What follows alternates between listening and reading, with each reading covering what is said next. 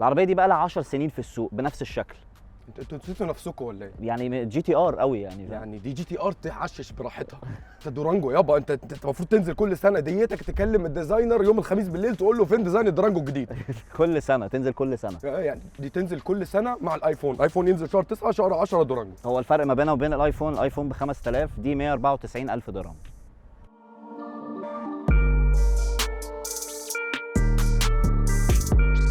جت في 2021 دوج تكرمت علينا بفيس ليفت للدورانجو اللي من 2011. ايه اللي غيروه بقى؟ بدل ما الداي لايت راننج لايت كان تحت بس، بقى عندك تحت وفوق. وغيروا كمان الجريل بتاع العربيه، بس ده موجود على الاس ار تي من 2018 وبقى موجود دلوقتي على الهامي، فانت تشوفها من قدام تحس ان هي اس ار تي. نيجي بقى على الرينج 20 265 50 على الاربع تواير. ليه 20؟ يعني 20 رقم كبير، بس يعني احمد انت باين بالنسبه لك ان حجم العربيه هو باين 16، بس هو عشان حجم العربيه هي باص. عندك اس ار تي وعندك هيل كات كان المفروض يحطوا عليه 21 و22 او 23 24، روحوا براحتكم عندكم سايز. حطيت لي على الاس ار تي والهيل كات الاثنين نفس سايز الرينج، اللهم الرينج شكله غير 20 ومقلل لك البروفايل مخليه 40 و45. اللي عاجبني بقى في دوج حاجه، بما ان انت جبت سيره الهيل كات، ان من ساعه ما عملوا الموتور بتاع الهيل كات وهم بقوا بيزيتوا في اي عربيه عندهم، اي عربيه بيركب عليها، فاهم ازاي؟ لحد ما قرروا ان هم يركبوا على دي هيل كات 710 حصان. يعني 710 حصان على العربيه دي، 880 نيوتن متر اوف تورك على باص. فيعني بس حلو ان هم في كل حته زايطين على الانجن ده. على حوار باص بقى، كمل على الجنب وريني. دي اس يو في. والله العظيم باص يا ابني، والله حلوه يا ابني باص. بص يعني انت بص عليها من الجنب بالظبط، ما تبصش عليها من زاويه، بص عليها من الجنب هتلاقي ان المنظر ده كبير. نروح على ورا طيب. اوكي. التيل لايتس السيجنتشر بتوع دوج الجنريشن الجديد اللي هم بقوا كده وحلوه، موجودين على التشارجر وكده. من بعيد عرفت ان هي دوج خلاص. بالظبط. غير كده ورا هي نفس العربيه 2 اكزوست تيبس وانتهى الموضوع. اوكي، على الاكزوست تيبس ونرجع تاني على موضوع الانجن. العربيه 5.7 لترز هامي انجن، 360 حصان و529 نيوتن متر اوف تورك. كل بقى الكلام ده هنعرفه.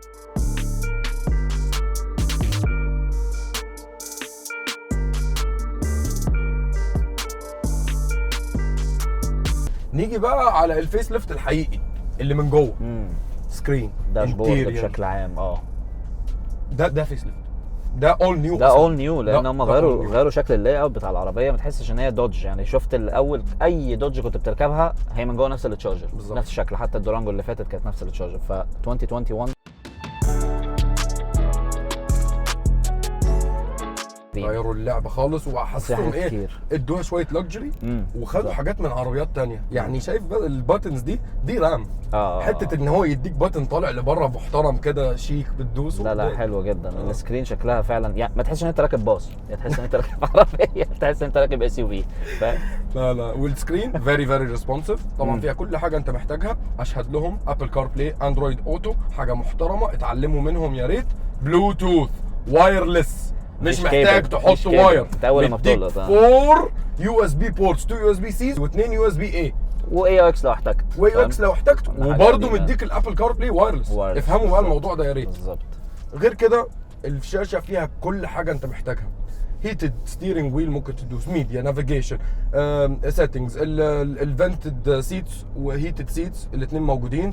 الفون طبعا تدخل كل ليله دي. وفي اهم حاجه خالص اللي هي البرفورمانس بيج، اللي هي المفروض ان هي معموله للترمز الاقوى، الاس ار تي والهيل كات. بس قال لك انا اوريدي عندي السيستم يا عم، حطه يا عم على دي. عندك بيحسب لك كل حاجه. انا بيحسب لك عندك تايمرز، الرياكشن تايم، بيحسب لك الزيرو تو 100. تمام. باص بيحسب الزيرو تو 100، هنعمل الزيرو تو 100 و100 تو 0 البريكنج تايم، وبيحسب لك 100 بيحسب لك 0 تو 160 وبيديك ريسبونس اللي هي 0 تو 100 مايلز يعني. والريسبونس والبريك ديستانس وكل حاجه، في حاجات كتير جدا. وطبعا كل التمبريتشر جيجز والبريشر جيجز اللي انت محتاجها. احلى حاجه ان هو بيديك بقى داينو فعلي، بيديك جراف كده بيديك جراف محترم وانت ماشي كده تدوس يوريك الار بي ام بتاعك ازاي، يوريك القوه بتاعتك. لا دي حلوه، شغل اس ار تي بالظبط. جي فورس طبعا موجود، بيتش والرول، والفيكل داينامكس بستيرنج انجل باللي دي كلها بتاعتك يمين شمال والكلام ده كله.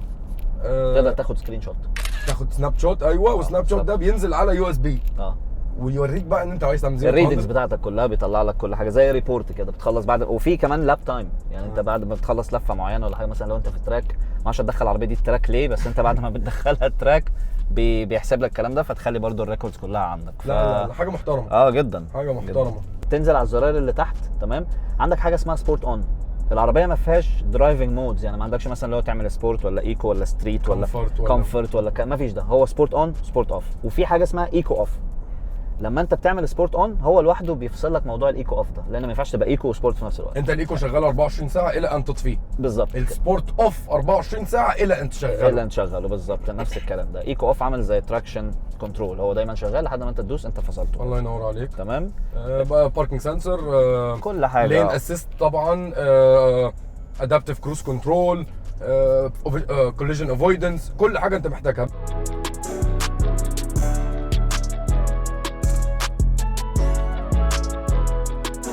انتوا عملتوا كل حاجه صح، يعني عايزكم بس تضيفوا حاجه كمان. اللين اسيست او اللي انتم مسمينه لين سنس يتكنسل في كل العربيات يا ريت. حوار ان هو يديتكت وبعدين يزقك، عشان العربيه دي بزقك، يعني هي مش مثلا انت موجود، لا هي بتعمل كده وبعدين فجاه بتلاقي ستيرنج عمل اللي هو نفس جابه يا عم اهدى مالك في ايه. ابوس ايديكم بقى، زي ما احنا شلنا حوار ان الابل كار بلاي بسلك، نشيل حوار اللين اسيست ونعمله لين سنتر. حاجه كمان بقى، غير ان انت عندك ادابتيف كروز كنترول، عندك كروز كنترول، بس الكروز كنترول اللي هنا كروز كنترول امريكي على مزاجه.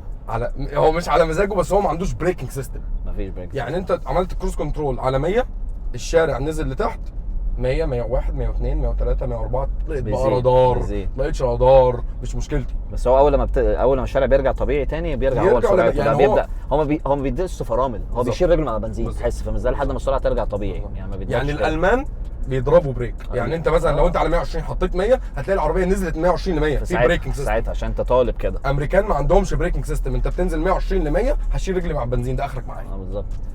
ستيرنج العربيه تحس ان انت راكب ستيرنج اس ار تي. الحركه اللي تحت دي بتعجبني جدا، والستيرنج ضخم، الستيرنج ضخم وحلو، يعني مش عارف اقول لك لاقي على حجم العربيه، سواقته حلوه، لاقي على حجم الباص اللي انت راكبه، سواقته حلوه، ما تناقشنيش. خلصت، فاهم ازاي، ما تقولش عربيه، ما تقولش اسيوي. والله العظيم عربيه محترمه يا عم، 7 سيتر من الخاطر يا ابني. ماشي محترمه، وده وان انا اقول ان هو الباص مش محترم. عداد العربيه في مشكله كبيره هقول لك عليها. هو ديجيتال في النص، انالوج على الجناب، زي معظم العربيات عاملين القصه دي. اللاي اوت بتاع العداد كله وحش، كله مهما غيرت فيه وحش. المصيبه بقى، بعيد عن رايي الشخصي في ان هو وحش ولا حلو، امشي الساعه 12 الظهر 1 الظهر وهي الشمس فوقك، العداد اللي في النص ده انت مش شايفه. الديجيتال مش موجود، انت مش شايف. انت شايف ار بي ام وبترول، ده اخرك. بالظبط، اخرك تعرف بنزينك قد ايه، وتعرف انت على جير كام بس، او ار بي ام رايح لفين. مفيش، انسى. طبعا مفيش هيد اب ديسبلاي ان هي تعوض لك العداد اللي رايح لمده ساعتين ده. غير كده بقى انتوا برافو عليكم من جوه، الوان وماتيريال كومبينيشن حلو، كومبينيشنز فعلا حلوه، مريحه للعين، مدياك سبورتي لوك غير طبيعي على عربيه ما تدكش اي حق ان هي فيها اي حاجه من السبورتي لوك. لحد ما تيجي تعمل بقى موضوع ان انت عايز تجرب الزيرو تو 100 وتعمل الكلام ده والتايمر، هتحس ان انت فعلا هي مدياك بقى السبورتي لوك، فاهم ازاي، هيليق بقى على الالوان اللي عندك. زيرو تو 100 العربيه مش محتاجين نعرفه او يقولوا لنا، عشان عندنا البرفورمانس بيج. بالظبط. وعندك التايمر بتاعك هنا، انت مجرد لما بتوقف العربيه زيرو بيكتب لك ريدي، فاول ما بيكتب لك ريدي تطفي المكيف بتاعك، التراكشن بتاعك بتعمله اوف، هي دوسه واحده تمام، ريس بريك وبتطلع. ما بتديكش برضو احساس. ادي 100 7.8 سكندز. غير كده بقى الكراسي مريحه جدا، كبيره جدا لاج سبيس ضخم جدا، ورا وقدام وورا خالص. اول مره اركب عربيه ال7 سيتر الصف الاخير يكون فعلا ناس بشر زيي وزيك ممكن يقعدوا عادي. عادي. لا ما يا ابني، ما انت شايف الطول يا عم عامل ازاي، طول العربيه يعني. حاجه مهمه في العربيه وحشه جدا. البادي رول بتاع العربيه. اسلام، الهاندلنج انا داخل الهاندلنج، بص انا داخل على كورنر، احنا 4 دجري يا معلم، احنا طايرين يا ابني. مفيش كده يا ابني، مفيش كده. بص كل العربيات الاس يو في الكبيره اللي بالحجم ده مفيش فعلا عربيه، قصدي سوري باص، مفيش. شفت، مفيش يا ابني. فاكر الافيتر؟ لا ما كانش فيه. الافيتر كان تقريبا كانت 5 متر العربيه، كان طول ابن لذينه يعني، بس برضو ما كانش فيه الموضوع ده. بص يا ابني، لا يعني اوكي، لا على لفات العربيه ما تديكش الثقه ان انت ممكن تدخل لفات بسرعه. ما بقولش لفات على 200، بس انت لفه طبيعيه ممكن تاخدها باي عربيه تانية على 100، في الدورانجو لازم تاخدها على 70 بالظبط.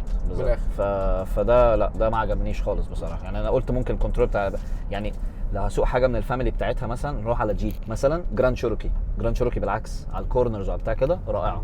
ف هو السسبنشن ممكن يكون ستيفر، ممكن نشوف الحاجات دي تتكنسل في الاس ار تي والهيل كات غالبا او المفروض لحد ما نشوف الهيل كات بقى اكيد الكلام ده طبعا لازم هيختلف. اكيد لازم هيختلف أكيد مش تماما. هينفع، لان هي عربيه هتبقى مبنيه على ان هي تبقى في الحلبات كويسه فاهم، فمعناها ان كورنرات لازم تبقى العربيه قويه كويسه والستابيليتي بتاعها يبقى حلو يعني.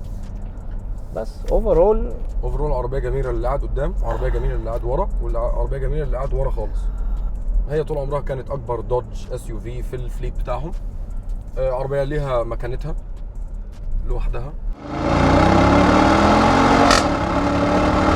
هي بقت منتشره شويه في الشارع. زمان فاكر عشان الديزاينات بتاعتها ممكن كانت كئيبه شويه يعني. الديزاين دلوقتي ده نوعا ما برضو يعتبر ملفت للنظر لا شويه هم بغض كانوا النظر عن لازم. وجهه نظري بس الديزاين اللي قبل 2011 ده اللي هو 2010 2009 آه. ده كان اوحش اس يو في في العالم. بالظبط. مش غلط ان دوج تيجي وتقول يا جدعان احنا عملنا ديزاين وحش ما عجبش الناس، لازم نرجع بقى ايه نلعبها سيف. نغير. فهم لعبوها سيف بكل حاجه، ونفس الوقت سابوا الدوج سيجنتشرز في كل مكان، الجريل، النور اللي ورا، النور اللي قدام، حركات كده. عرفت ان العربيه دي دوج من كيلو. بالظبط. فبرافو عليكم ان انتوا رجعتوا عربيه كانت رايحه الى الفشل رجعتوها تاني. بقت موجوده النجاح. في السوق، موجوده وبتنافس دلوقتي، بتنافس باصات كتير يعني في السوق. برافو عليك. بس برافو عليه.